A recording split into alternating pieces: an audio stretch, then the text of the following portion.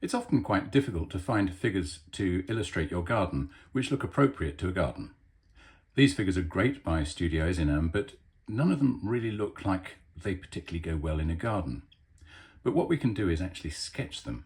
Using these just as a basis, one can find PNG cutouts of people all over the internet and choose something that looks good. Here's a guy walking away from the camera. And so I'm simply going to screen grab that as a basis for sketching.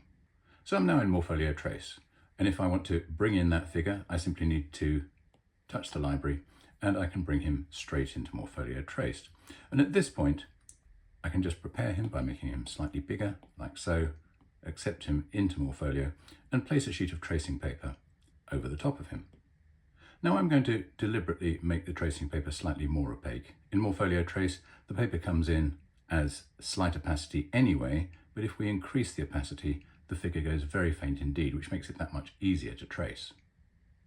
Now I'm going to really scribble over this character. I'm going to deliberately try and trace really quickly because I want the look of this character to be very freehand indeed. Now, that looks fairly dreadful, but if we come out of this and then switch the underlying photograph off, you can see I've actually produced a character that looks completely acceptable as a very freehand sketch of a person because proportionately it's all correct. So one can do this in numerous ways. It's an idea to experiment.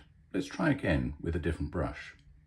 So I'll try exactly the same exercise again, but this time I've got a Morpholio pencil, which will just simply make the sketching process feel rather different this time.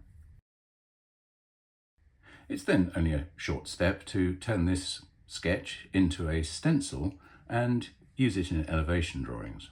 Let's just see what I mean by using them in an elevation. So I've drawn that, and I now want a couple of characters to go into this drawing. And so we can bring them up as a stencil.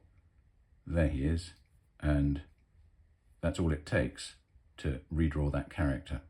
And of course we can use the other one, the one which I drew in pencil, as well.